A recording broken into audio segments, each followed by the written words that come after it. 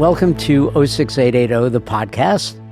I've had a lot of cool guests on here, but I can't imagine anyone cooler than Jane Green. Best-selling author, and that's not just words on a dust cover. You really are. Your books have sold over 10 million copies worldwide and been translated into 31 languages. Your most recent novel, Sister Stardust, is the first inspired by a true story. Imagines the life of Talitha Getty during the 1960s. And I want to get to that soon because every author likes to talk about her books. But a couple of other questions. 31 languages. Does your publisher send them all to you? I usually get a box full. And I kept them for years and years, but now we're in a teeny tiny little house and our storage containers are full. And so I actually ended up donating them.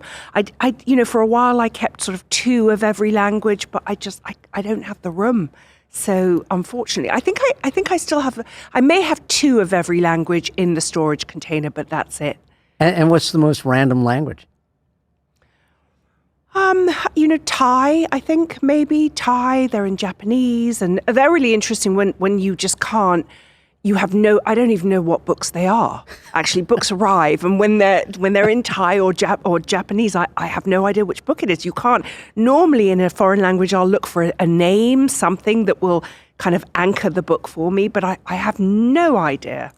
And you have no idea if they're good translations or bad translations? No clue. It has nothing to do with me. We sell the rights and I pray. So I was reading up on your background and I saw that you've been called one of the first chick lit authors and were a founding author of the form of fiction called mum lit, which I had never heard of. No, I'm not sure I've heard of that either. I don't know that that's a thing. They're in Wikipedia. Okay. So it must be true. Oh, Wikipedia must be true, yeah. So do you embrace those terms? Is chick lit a good term or not? I always struggled with it, to be honest, Dan. I'm not even sure that it's relevant anymore because this was 27 years ago when I first started. And at the time, there really was no commercial fiction that was relatable to women. What we'd had in the 80s and in the early 90s were those big blockbusters by Jackie Collins and Judith Krantz and Barbara Taylor Bradford, and they were wonderful. But what they weren't was reflective of the lives of real women. And so when Helen Fielding wrote Bridget Jones's Diary, I was writing my first novel at the same time, Straight Talking. There were a few others. There's this magical thing that happens, the zeitgeist, and you just sort of catch a whiff. And a few of us brought out books at the same time, which were very real and honest and funny and raw. And they were about being single in your late 20s and 30s. And the press jumped on it and said, chick lit. These women have created a new genre called chick lit.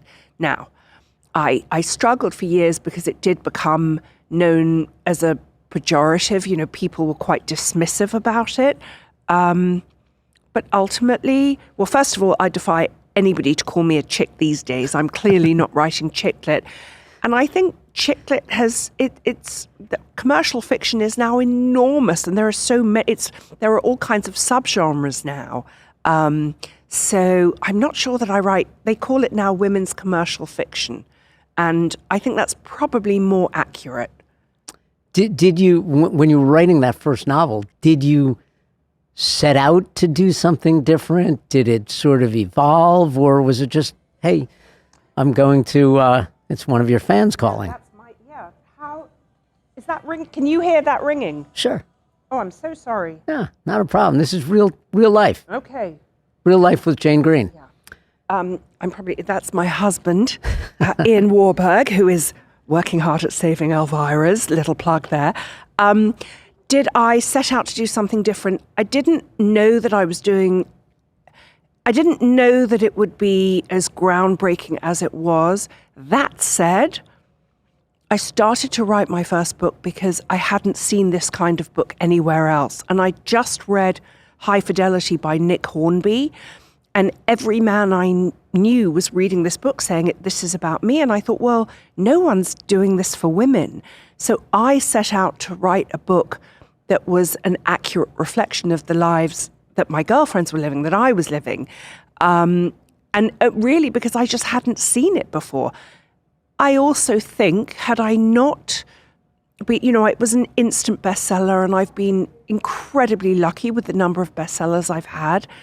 I also know myself very well. Had I not been successful, I would have pivoted and done something else. I would never have wanted to just be a mid-list author. Like if once it was out there, I think I desperately needed the validation, which is rather embarrassing, but yeah.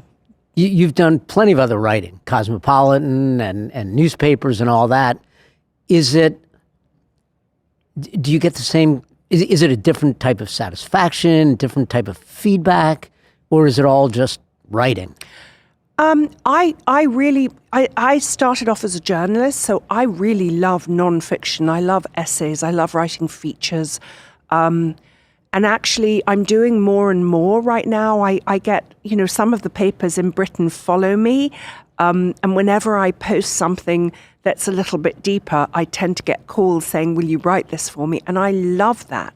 And I think as I've grown older, I've become much more aware of the connection through story and connecting through words. And I love that when you're writing for a newspaper, it's instant. You can instantly see the impact that it has. I wrote a piece for the Daily Mail 3 or 4 weeks ago about the experience of being ghosted by someone you love. In my case, it was a best friend, and it was the most brutal thing I've ever been through and sent me into a terrible depression.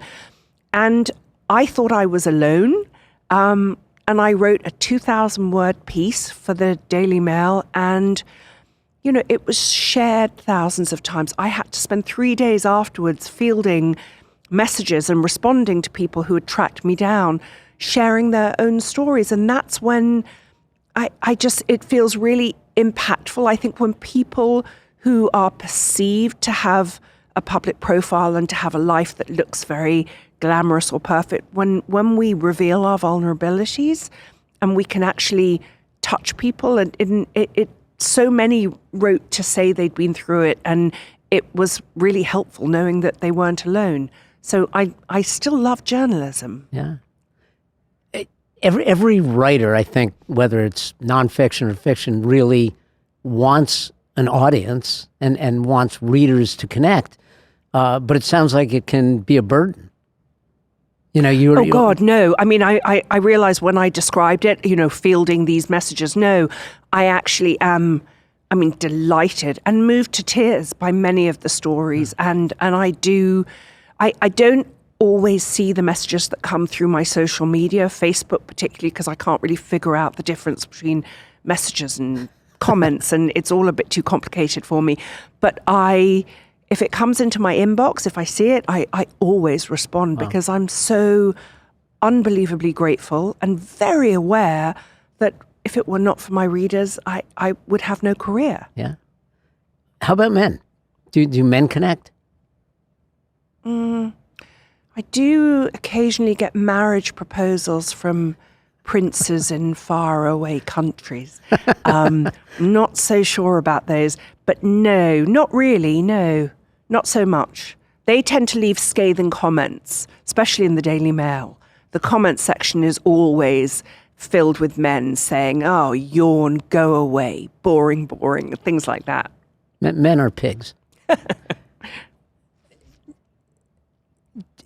So when you're writing, do you have an audience in mind? Has it changed, or are you writing for yourself? Are you writing for others?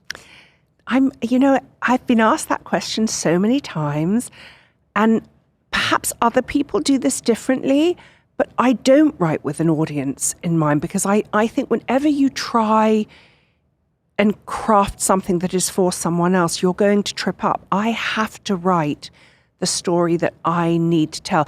And actually, the truth is, when I've written, there have been books amongst my 21 novels. There have been novels where I can't say I've written them with an audience in mind, but I've written them knowing that I have to fulfill a contract and a book is due, and my heart perhaps isn't quite in it in the same way. And I know the difference, and I think my readers know the difference. And the hard thing is when you're contracted to write a book a year, you have to produce a book a year, whether or not you're inspired. Now, I'm trying to do things differently now. It's actually been a 3-year break since my last book. And I'm busy with lots of other really exciting projects. So I may change the whole formula. Change is good. Yeah. And how about the process of writing? Are you a morning writer? Are you a solitary writer? How do you write? I used to be, when my kids were home and when they were little, I was enormously disciplined. I always say that's how I've managed to have this many books. I'm just very good at getting the words on the page, which, by the way, is my journalism training. And that is, I had an editor standing over me every day on a national newspaper saying, "Jane, we need 1,000 words on X in an hour." And I couldn't say, "I'm so sorry, I'm busy today." I had to just do 1,000 words in an hour. And that's kind of how I've treated my books. So very disciplined, but I was always done by lunchtime. And now I don't have kids at home, and the days are very long. And also you find when your friends leave, when your kids leave, where your friends actually, a lot of your friends leave as well. Everybody's taken off to warmer climes or they've gone back to work, and suddenly life is much quieter. The good news is that gives me much more time in my day for the many, many things I have to do. But the days are really long now. So I start my day much later. I tend to stay in bed, which is my favorite place, with my computer on my lap, and I'll answer emails and bash out everything that I've got to do first thing in the morning. And then if I'm writing, I'm usually at my desk by about 11 now, and I'll write till about 3 or 4. Oh. Yeah. So let's talk about Sister Stardust.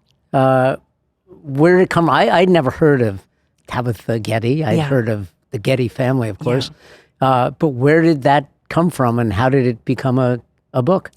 So when I was a teenager growing up in London, I stumbled upon a picture of this woman, Talita Getty, and she was lounging on a rooftop in Marrakesh in this exquisitely embroidered Moroccan caftan, very beautiful, but very, almost a sadness in her eyes.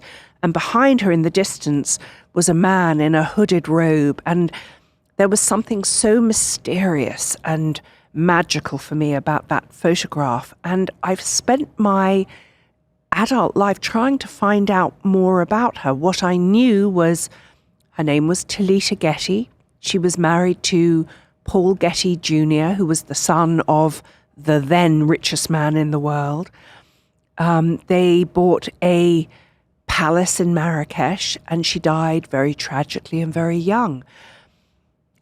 But I couldn't find out much about her. And then when I joined HarperCollins, and my new editor said, "Have you ever thought of writing historical fiction?" And I immediately thought of all the World War II books, because I have a lot of friends who write them very beautifully. Not something I could do, though. But I thought, well, I wonder if the 60s count. And I started to tell him the little I knew about Talita, and he said, yes, I love this. So I then had to create a story. And I then also had to do the research about Talita, and I found that things I didn't know. She was born in Java, which was part of the Dutch East Indies. And when the Japanese invaded in the First World War, her family were thrown into prison camps, and they were tortured by the guards. And that left her with deep trauma that was never really resolved. And she moved to London with her father. Her mother died shortly afterwards. Her father remarried. They moved to London, and she grew into this tremendous beauty. And she was very free-spirited and wild, even for the 60s. And my husband is driving me nuts today. I'm so sorry. They got married. They went to Marrakesh for their honeymoon. And by the end of they met a friend of theirs, Bill Willis, who was a decorator, and he showed them around a crumbling old riad. It was actually a palace, a series of riads that had been strung together to form this once magnificent but now falling down palace in Marrakesh. And by the end of the day, they'd bought it for $10,000.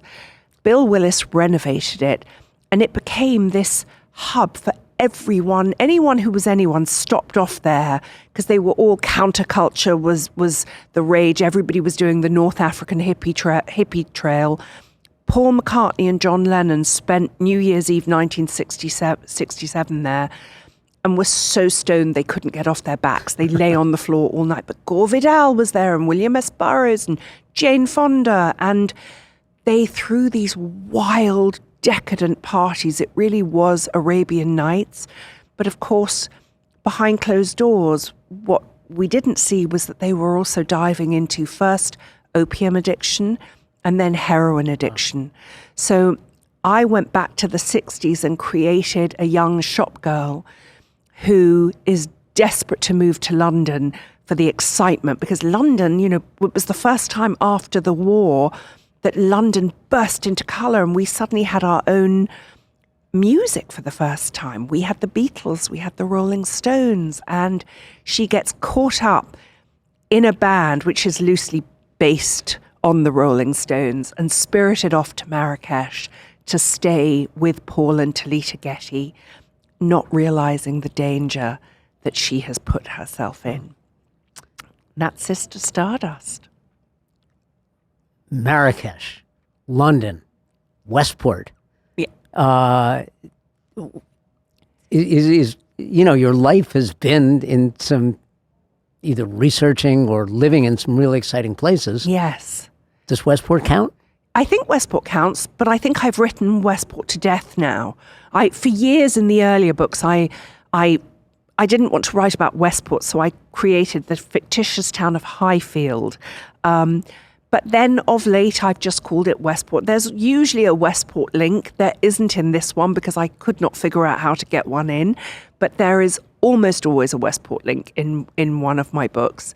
And I have an idea for a book that would require me to go to India. So we shall see. We shall see what happens. So what got you here? To Westport? Yeah. Oh, that was, 21 years ago. Well, actually, it was probably 23 years ago. I came, my former late mother-in-law was trying to persuade me to live in America. My husband is American. My former husband is American, but we were living in London. And she took me on a tour of Westchester for the day because they were from Westchester. And she kept driving me to Scarsdale and Larchmont and Mamaroneck. And I was like, no, this doesn't feel like me. And then this is the most terrible impersonation. But I actually was very close with her. She was like, oh, I know where you're like. And suddenly, I found myself getting out of the car at Parker Harding and walking onto Main Street. And it was 23 years ago, it was quiet. And there were teenagers walking around with sort of sand on their ankles and shorts and flip-flops. And there were more mum and pup stores. Sally's was there, Klein's was there, Henry Lear was there were Onion Alley. And it felt like the kind of small town America that I'd always loved and had always sort of imagined myself perhaps living in one day. And I just thought, yes, this feels right. I can see myself here. And then a couple of years later, we were staying with her for Christmas.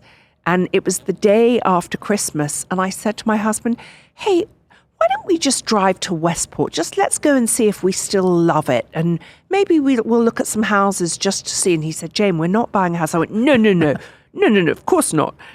And we went, we stopped at Ravis. We met a realtor, Reggie Kendig. She said, well, I've got to stop off at a house to let the dogs out because they're away. So let me just get that out of the way, but you're welcome to come with. And we went with, and I walked into I got out the car and I went, I want this house. And by the end of the day, we had an accepted offer. And that was it. So I moved to Westport by myself because he was still working in London. And I was here on my own for a year. And I had the best year. And I immediately joined Newcomers Club. And I think on my first night here, I was out at a girls' night out. And now here I am, married to a townie.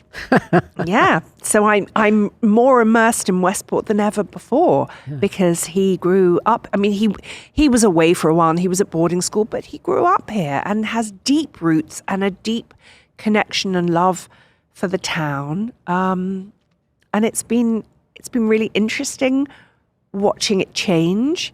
And I love living at the beach. I also still dream of the country and a barn and fields and woods perhaps, but I don't think I can drag my husband away from Compo. I've tried, but no, he just keeps coming back. Talk to Reggie Kendig.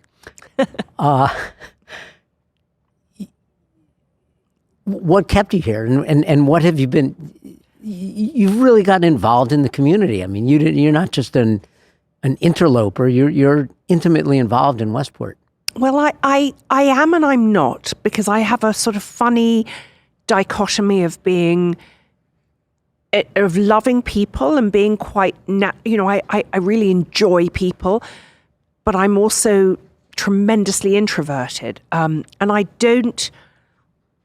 so I'm not seen at a lot of the town things. I don't go to the galas and I don't go to a lot of those because I'm terribly uncomfortable in large crowds of people I don't know.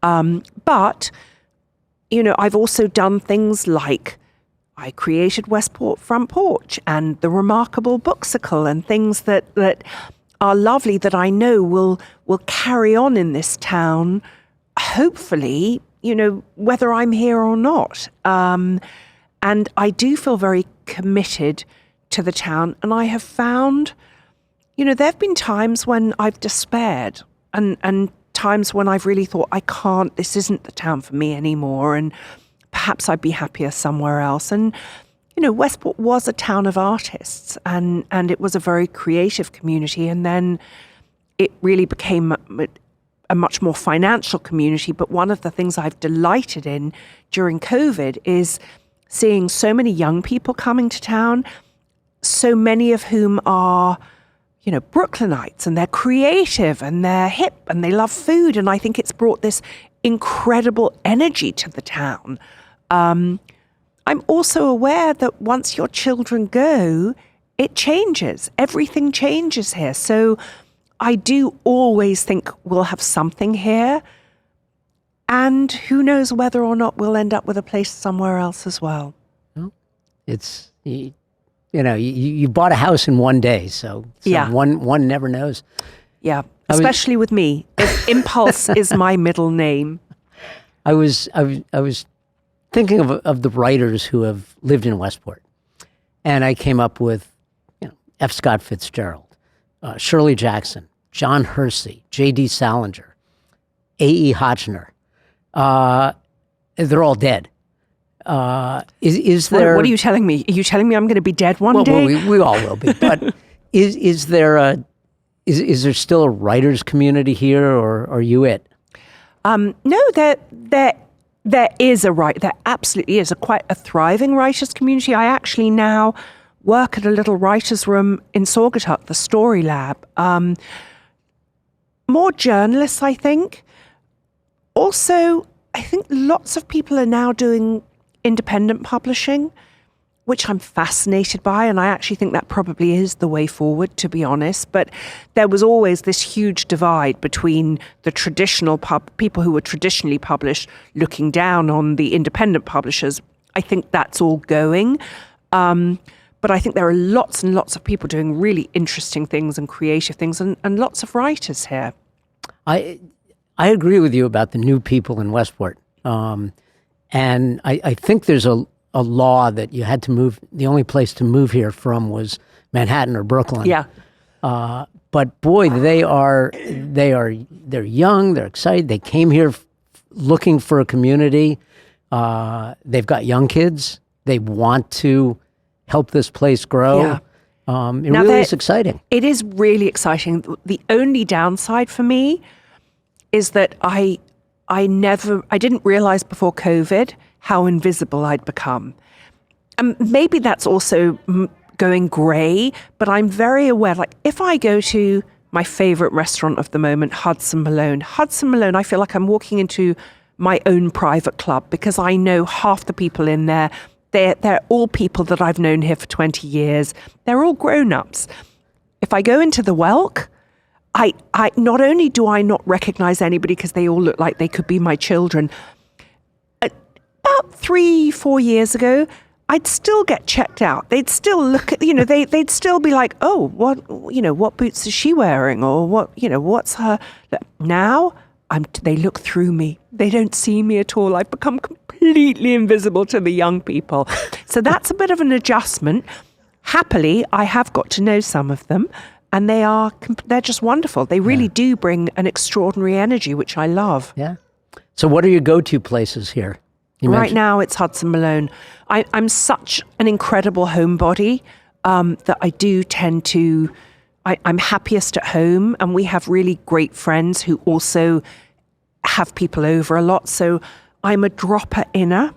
So if you are my friend, it's highly likely that you will find me on your doorstep, and I will just come in and make myself at home. But yeah, Hudson Malone is a place we go to. I mean, actually, a lot of Saugatuck, because we live at Compo. We're at Parker, having lunch at Allium. I tend to avoid the Post Road if I can. And of course, desperate for Elvira's to reopen, or the Old Mill Grocery, because I really miss just being able to go and grab something there. Yeah. That's your latest project with Ian? That's Ian's latest project. So Ian, Chris Tate, Jim Hood, Tommy Fabrio, and Emily Ashkin have all grouped together to save Elvira's. And actually more to stop it from being sold to a developer, because we've watched Positano go. And I have this, even though I wasn't here for a lot of this, I wasn't here for the Mansion Clam House, I wasn't here for the Clam Box, or Alan's Clam House, I wasn't here for the Clam Box. But I have, in fact, the Remarkable Bookstore had closed before I moved here, but I did know Sydney and Esther Kramer. They were neighbours of ours. But I think perhaps this is why I'm writing about the 60s. I have a yearning for the old days, and I love the idea of bringing back old Westport, because so much of what makes Westport great is the history. And if we eradicate it, then it just becomes another New York suburb. So whether it's reinterpreting the Remarkable Bookshop as a little mobile hot pink booksicle, or whether it's, this is my other dream, I think I told you the other day, whether it's somehow getting a food truck that by the beach that does sort of lobster rolls and calling it the Clam Box, with the original logo and design. I love just keeping the spirit of Old Westport alive, which is not to say I'm against change. I think change is brilliant, and I'd love it to happen in a sort of thoughtful way that also pays tribute to what makes this town so great. You have made this town so great. Oh, so Dan, thank you for being here. Thank you for being on the podcast. Thank you for all you do for Westport and for chick lit readers all over the globe. So Jane Green, it's been great. The pleasure has been all mine, Dan. Thank you. On we go. Yeah.